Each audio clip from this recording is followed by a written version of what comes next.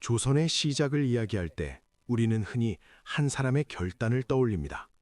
하지만 역사는 언제나 한 개인보다 먼저 시대가 무너지는 순간에서 시작됩니다.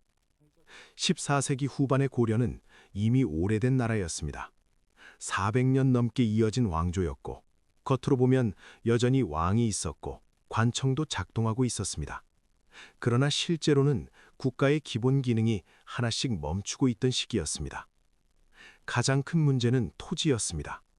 권문세족이라 불리던 소수 가문들이 국가의 땅을 사적으로 장악하고 있었습니다. 토지는 곧 세금이었고, 세금은 곧 군사와 행정이었습니다. 땅이 국가의 손을 떠나자 국가는 세금을 제대로 거둘 수 없었고, 군대를 유지할 힘도 잃어갔습니다. 이 틈을 파고든 것이 외부의 침입이었습니다. 남해안에서는 왜구가 반복적으로 침입했고, 북방에서는 여진 세력이 국경을 넘나들었습니다. 고려 말의 기록을 보면 마을이 불타고 사람들이 흩어졌다는 표현이 끊임없이 등장합니다. 이는 전쟁이 특별한 사건이 아니라 일상이 되었음을 의미합니다. 백성의 입장에서 국가는 더 이상 보호자가 아니었습니다. 오히려 세금을 요구하지만 아무것도 지켜주지 못하는 존재에 가까워지고 있었습니다. 이런 상황에서 고려 조정은 하나로 뭉치지 못했습니다. 왕권은 약했고 대신 권문세족 간의 이해관계가 정치를 좌우하고 있었습니다. 이 혼란의 시대에 한 가문이 점점 주목을 받기 시작합니다. 바로 이성계의 가문입니다. 이성계는 문벌귀족 출신이 아니었습니다. 함경도 지역에서 성장한 무장이었고 전장에서 공을 세워 중앙으로 진출한 인물이었습니다.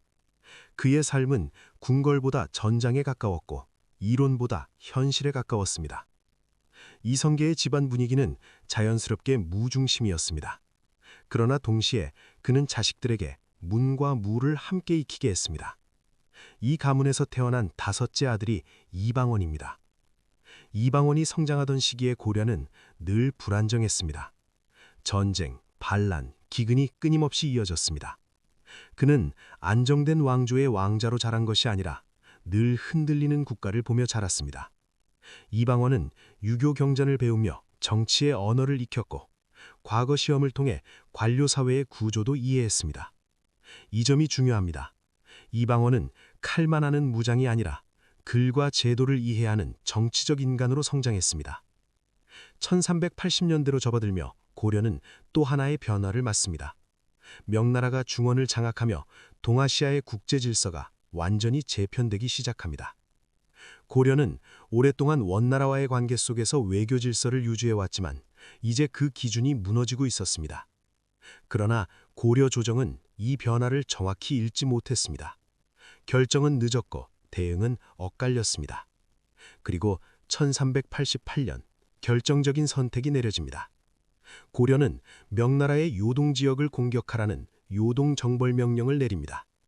이 명령은 군사적으로도 외교적으로도 매우 위험한 선택이었습니다. 군량은 충분하지 않았고 병사들은 이미 지쳐 있었습니다.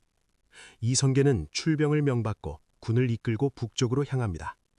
이방원 역시 이 과정에 깊이 관여하고 있었습니다. 이방원은 이 전쟁이 국가를 살리기 위한 전쟁이 아니라는 점을 분명히 인식하고 있었습니다. 군은 압록강 인근의 위화도에 도착합니다. 그곳에서 진군은 멈춥니다. 장마철이었고 군사적 조건은 최악이었습니다. 앞으로 나아가면 패배가 예상되는 상황이었습니다. 이성계는 결단을 내립니다. 군을 돌립니다.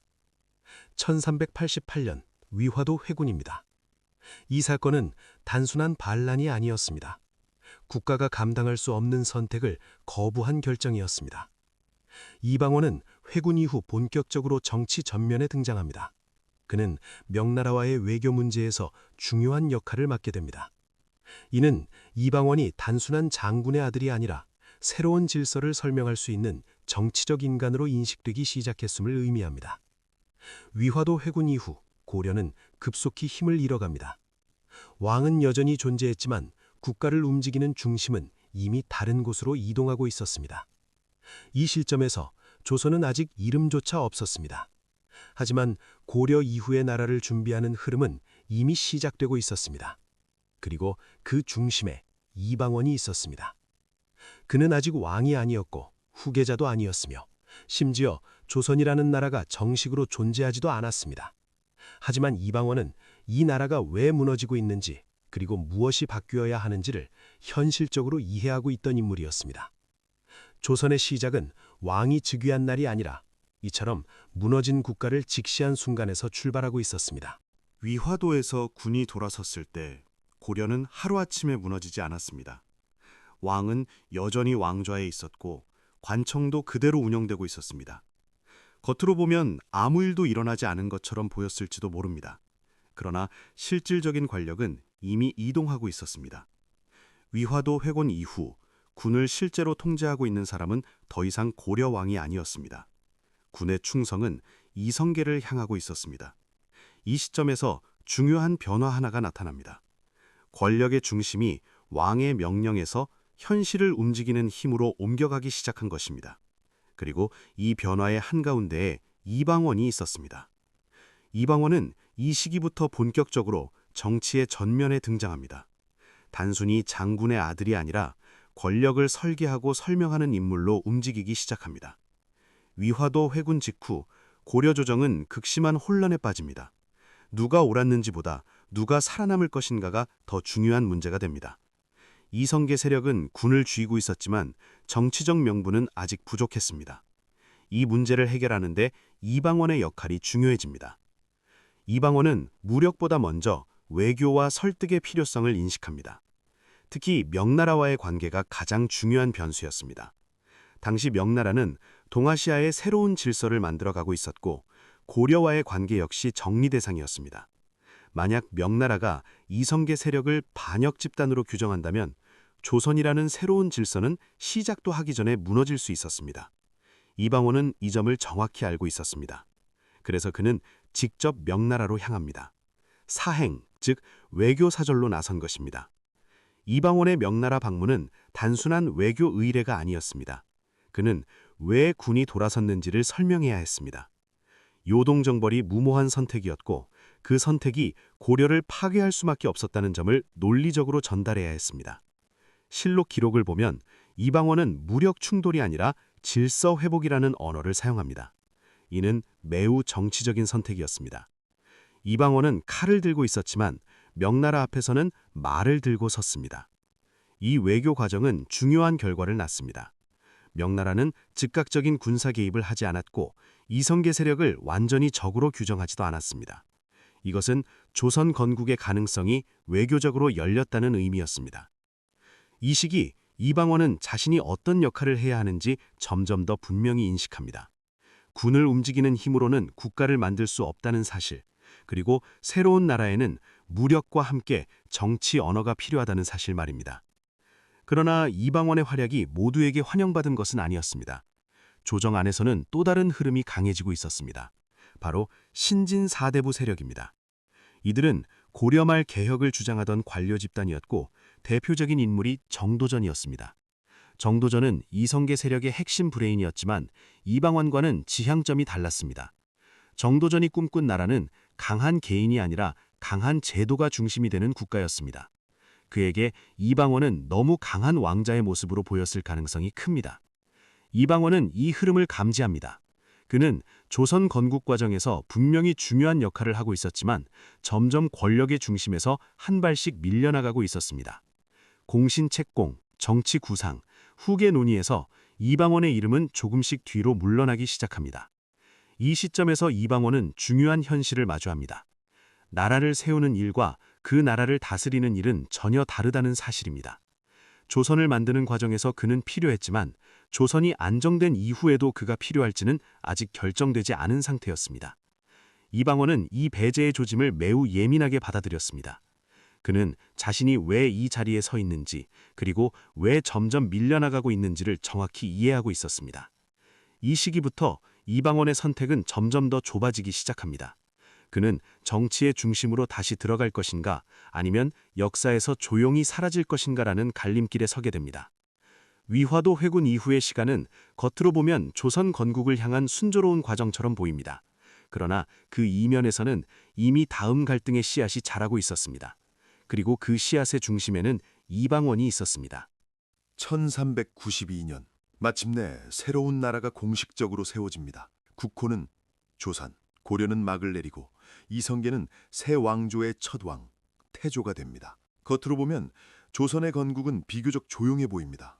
대규모 내전도 없었고 왕궁이 불타는 장면도 없었습니다. 그러나 그 안을 들여다보면 권력의 재편은 매우 빠르고 또 매우 치열하게 진행되고 있었습니다.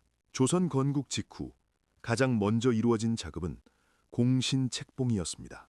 누가 이 나라를 세웠는지, 누가 공을 세웠는지를 공식적으로 정리하는 과정이었습니다. 여기에는 이성계와 함께 움직였던 무장들, 그리고 개혁을 설계한 신진 사대부들이 대거 포함됩니다. 그 중심에 있었던 인물이 정도전입니다. 정도전은 조선이라는 나라의 기본 구조를 실질적으로 설계한 인물이었습니다. 그가 구상한 조선은 고려와 다른 나라였습니다. 왕은 존재하지만 모든 것을 좌우하는 존재는 아니어야 했습니다. 국가는 제도로 움직이고 신하의 역할이 분명한 나라를 꿈꿨습니다. 이 구상 속에서 왕권은 필요했지만 절대적이어서는 안 됐습니다. 바로 이 지점에서 이방원은 점점 불편한 존재가 됩니다. 이방원은 조선 건국 과정에서 분명 중요한 역할을 했습니다. 위화도 회군 이후의 정치 설득, 명나라와의 외교, 왕조 교체의 명분 마련까지 그의 기여는 결코 작지 않았습니다. 그러나 이방원은 너무 강했습니다. 군을 알고 있었고 정치를 이해했으며 무엇보다 스스로 권력의 구조를 꿰뚫어보고 있었습니다.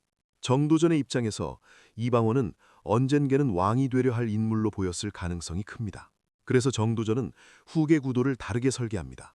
태조의 여러 아들 가운데 정치적 기반이 약하고 외부 세력과 결합할 가능성이 적은 왕자를 후계자로 임도해둡니다. 이는 왕권을 약화시키기 위한 선택이었습니다. 정도전은 왕이 강하면 나라가 위험해진다고 보았습니다. 그에게 중요한 것은 이성계 개인이 아니라 이성계 이후에도 유지될 수 있는 체제였습니다. 이 과정에서 이방원은 점점 배제됩니다. 중요한 회의에서 그의 이름은 뒤로 밀리고 정책 결정의 중심에서도 조금씩 멀어집니다. 공신 서열에서도 그의 위치는 기대에 미치지 못합니다. 이방원은 이 흐름을 매우 분명하게 인식하고 있었습니다.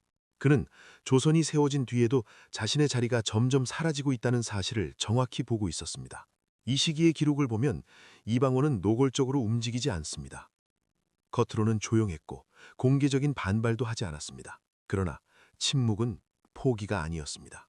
이방원은 정도전의 구상이 자신을 완전히 배제한 채 조선을 운영하려 한다는 점을 이해하고 있었습니다. 그리고 이 구조가 유지된다면 자신 물론 이성계 가문 전체가 정치의 변두리로 밀려날 수 있다는 점도 알고 있었습니다. 이성계, 즉 태조 역시 이 갈등을 인식하고 있었습니다. 그러나 그는 명확한 결단을 내리지 못합니다. 새 나라를 세운 직후였고 또다시 피를 흘리고 싶지 않았기 때문입니다. 태조는 아들들 사이의 갈등을 정치로 조정하려 했지만 그 시도는 점점 힘을 잃어갑니다. 조선은 세워졌지만 왕실 내부의 질서는 아직 정리되지 않은 상태였습니다. 이방원은 이 상태가 오래 지속될 수 없다는 사실을 알고 있었습니다. 왕위 계승 문제가 명확히 정리되지 않는다면 결국 충돌은 피할 수 없다는 점을 누구보다 잘 알고 있었습니다. 이 시점에서 이방원의 선택지는 많지 않았습니다. 정도전의 구상에 순응하여 정치의 변두리로 물러거나 아니면 스스로 길을 열어야 했습니다. 조선의 건국은 이방원에게 끝이 아니라 새로운 싸움의 시작이었습니다. 그리고 그 싸움은 말이 아니라 칼로 이어지게 됩니다. 조선이 세워진 지 불과 몇 년. 겉으로 보기에 국가는 안정되어 가는 듯 보였습니다. 새 왕조는 자리를 잡아가고 있었고 관청은 정비되었으며 정책은 고려 때보다 훨씬 체계적으로 운영되고 있었습니다. 그러나 이 안정은 궁궐 바깥의 이야기였습니다. 궁궐 안에서는 전혀 다른 긴장이 쌓이고 있었습니다. 문제의 핵심은 왕위 계승이었습니다. 태조 이성계는 조선을 세운 왕이었지만 후계를 누구로 할 것인지에 대해서는 끝내 명확한 결정을 내리지 못하고 있었습니다. 이 틈을 정도전이 채우고 있었습니다. 정도전은 조선의 설계자였습니다. 그는 국가의 방향을 제도로 고정시키려 했습니다. 그가 두려워한 것은 강한 왕이었습니다. 고려 말의 혼란을 되풀이하지 않기 위해서는 왕의 힘이 제도 안에 묶여 있어야 한다고 확신하고 있었습니다. 그래서 그는 왕위 계승 구도를 철저히 관리하려 했습니다. 정도전이 구상한 조선에서 이방원은 중심 인물이 될 수 없었습니다. 이방원은 너무 많은 것을 알고 있었고 너무 많은 것을 직접 경험한 사람이었습니다. 군을 알고 있었고 정치를 알고 있었으며 무엇보다 권력이 어떻게 움직이는지를 몸으로 이해하고 있었습니다. 정도전에게 이방원은 통제하기 어려운 존재였습니다. 그래서 후계 구도에서 이방원은 의도적으로 배제됩니다. 정도전은 정치적 기반이 약하고 독자적인 세력을 만들기 어려운 왕자를 중심에 세우려 했습니다. 이는 왕권을 약화시키고 신하 중심의 정치를 유지하기 위한 선택이었습니다. 이방원은 이 흐름을 모를 수 없었습니다. 그는 조선 건국 이후의 모든 정치 과정을 가장 가까운 거리에서 지켜보고 있었습니다. 자신의 이름이 점점 공식 기록에서 뒤로 밀리고 있다는 사실, 중요한 결정에서 배제되고 있다는 사실을 분명히 인식하고 있었습니다. 그리고 무엇보다 정도전 체제가 완성된다면 자신뿐 아니라 이성계 가문 자체가 정치의 주변부로 밀려날 수 있다는 점을 깨닫고 있었습니다. 이방원에게 이것은 단순한 권력 다툼이 아니었습니다. 조선을 누가 책임질 것인가, 그리고 이 나라가 위기에 처했을 때 누가 결단을 내릴 수 있는가의 문제였습니다. 1398년 긴장은 결국 폭발합니다. 이 사건이 제1차 왕자의 난입니다. 이방원은 무력을 선택합니다. 그의 선택은 즉흥적이거나 감정적인 행동이 아니었습니다. 이미 오랫동안 축적된 정치적 배제와 구조적 갈등의 결과였습니다. 그날 밤 궁궐 안에서는 짧고 치명적인 충돌이 벌어집니다. 정도전은 제거되고 그를 중심으로 한 정치 세력 역시 무너집니다. 조선은 건국 이후 처음으로 자기 내부에서 피를 흘립니다. 이 소식은 태조 이성계에게 치명적인 충격이었습니다. 그는 나라를 세웠지만 그 나라가 아들들의 싸움으로 피를 흘리는 모습을 직접 보게 되었습니다. 태조는 더 이상 정치를 감당할 수 없었습니다. 그는 왕으로서의 책임보다 아버지로서의 고통을 더 크게 느꼈습니다. 결국 태조는 왕위에서 물러납니다. 조선을 연 왕은 조선을 다스리지 못한 채 역사의 뒤편으로 물러나게 됩니다. 그러나 이방원의 선택이 모든 것을 끝낸 것은 아니었습니다. 왕자의 난은 조선을 안정시켰지만 완전히 정리하지는 않았습니다. 정도전은 사라졌지만 왕위 계승 문제는 여전히 남아 있었습니다. 조선은 다시 한번 불안한 균형 위에 서게 됩니다. 이방원은 이제 더 이상 뒤로 물러설 수 없다는 사실을 알고 있었습니다. 그의 선택은 조선을 살리기 위한 선택이었을까? 아니면 권력을 잡기 위한 선택이었을까? 역사는 그 질문을 남긴 채 다음 국면으로 넘어갑니다. 제1차 왕자의 난 이후 조선은 겉으로는 다시 평온을 되찾은 듯 보였습니다. 정도전은 제거되었고 그를 중심으로 한 정치 세력도 무너졌습니다. 궁궐 안의 가장 큰 장애물은 사라진 것처럼 보였습니다. 그러나 문제는 여전히 해결되지 않았습니다. 왕좌는 비어 있었습니다. 태조 이성계는 왕위에서 물러났고 정치를 직접 감당할 의지도 그럴 힘도 남아있지 않았습니다. 그 뒤를 이은 왕은 둘째 아들 이방과 즉 정종이었습니다. 정종의 즉위는 안정을 위한 선택이었습니다. 그는 강한 정치적 색을 드러내지 않았고 형제 간의 균형을 유지할 수 있는 인물로 여겨졌습니다. 그러나 이 안정은 매우 불안정한 균형이었습니다. 실질적인 권력은 여전히 이방원에게 있었습니다. 군사적 기반도 정치적 영향력도 그에게 집중되어 있었습니다. 이 상황을 다른 형제들이 가만히 보고만 있을 수는 없었습니다. 특히 넷째 형제인 이방가는 강한 불안을 느끼고 있었습니다. 그는 이방원이 결국 왕좌를 차지할 것이라는 사실을 직감하고 있었습니다. 이방가는 선제적으로 움직이기로 합니다. 1400년 무력이 다시 동원됩니다. 이 사건이 제2차 왕자의 난입니다. 이번에는 정도전 같은 정치 설계자가 없었습니다. 오직 왕실 내부의 권력 다툼만이 남아 있었습니다. 이방가는 병력을 모아 이방원을 제거하려 합니다. 그러나 결과는 이미 정해져 있었습니다. 이방원은 이미 군을 장악하고 있었고 정치적 명분도 상당 부분 확보한 상태였습니다. 충돌은 길지 않았습니다. 이방가는 패배했고 제거됩니다. 이로써 왕실 외부에서 이방원에게 도전할 수 있는 세력은 사실상 사라집니다. 이 사건 이후 정종은 더 이상 왕위를 유지할 수 없다는 사실을 깨닫게 됩니다. 그는 스스로 물러나는 선택을 합니다. 왕위는 이방원에게로 넘어갑니다. 1400년 이방원은 조선의 세 번째 왕이 됩니다. 그가 바로 태종입니다. 이방원의 즉위는 단순한 권력 승리가 아니었습니다. 그는 두 차례의 왕자의 난을 통해 한 가지 사실을 뼈저리게 확인했습니다. 조선은 느슨한 권력 구조로는 결코 유지될 수 없다는 사실입니다. 형제가 형제를 제거해야 했던 이유, 아버지가 왕위에서 물러나야 했던 이유, 모두 불완전한 권력 구조에서 비롯된 문제였습니다. 이방원은 왕이 되는 순간부터 이미 다음 단계를 보고 있었습니다. 더 이상의 내전은 조선을 무너뜨릴 수 있다는 점을 그는 누구보다 잘 알고 있었습니다. 그래서 태종은 자신의 즉위를 끝이 아니라 시작으로 받아들입니다. 피로 오른 왕좌를 피 없이 유지해야 한다는 과제를 스스로에게 부여합니다. 제2차 왕자의 난은 조선 초기의 가장 비극적인 사건 가운데 하나였습니다. 그러나 동시에 조선이 더 이상 왕실 내부의 권력 싸움으로 흔들리지 않게 되는 결정적 계기이기도 했습니다. 이방원은 형제를 버렸고 그 대가로 왕이 되었습니다. 하지만 그는 이 선택이 결코 개인의 승리로 끝나서는 안 된다는 사실을 잘 알고 있었습니다. 1400년 이방원은 마침내 왕이 됩니다. 조선의 세 번째 왕 태종입니다. 그러나 그의 즉위는 환영 속에서 이루어진 것이 아니었습니다. 궁궐 안에는 아직도 피의 기억이 남아 있었고 왕실 밖에서는 새 왕을 향한 두려움과 경계가 함께 존재하고 있었습니다. 태종은 이 분위기를 누구보다 잘 알고 있었습니다. 그는 두 차례의 왕자의 난을 통해 한 가지 사실을 분명히 깨달았습니다. 조선은 사람의 선이나 혈연으로는 절대 유지될 수 없다는 점입니다. 그래서 태종은 즉위 직후부터 감정을 배제합니다. 그의 통치는 화합이 아니라 정리에서 시작됩니다. 태종이 가장 먼저 손을 댄 것은 군사였습니다. 사병 혁파. 개인이 거느리던 군대를 모두 해산하고 군사권을 국가로 회수합니다. 이 조치는 단순한 군사개혁이 아니었습니다. 이제 조선에는 왕보다 강한 무장이 존재할 수 없게 됩니다. 왕자의 난이 가능했던 구조 자체를 뿌리부터 제거한 선택이었습니다. 다음은 공신과 권신이었습니다.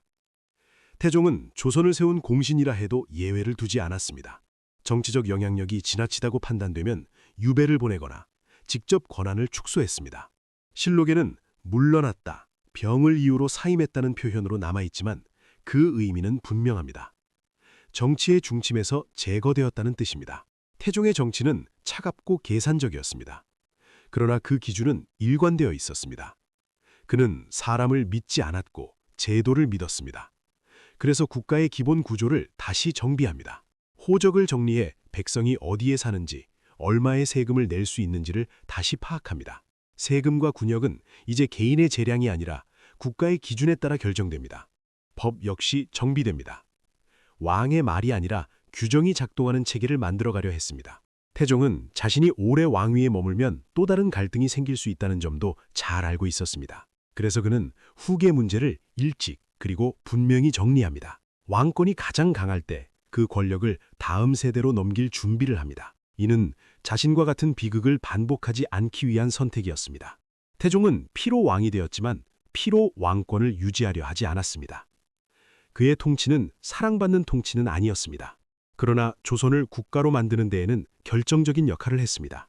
이방원이 없었다면 조선은 건국 직후 다시 분열되었을 가능성이 큽니다. 왕자의 난은 비극이었지만 그 비극을 끝내기 위해 가장 냉정한 선택을 한 인물이 바로 태종 이방원이었습니다. 조선의 시작은 이성계로 시작되었지만 조선이 국가로 굳어지는 순간은 태종의 시대였습니다. 그는 좋은 사람으로 기억되기를 선택하지 않았습니다. 대신 무너질 수 없는 나라를 선택했습니다.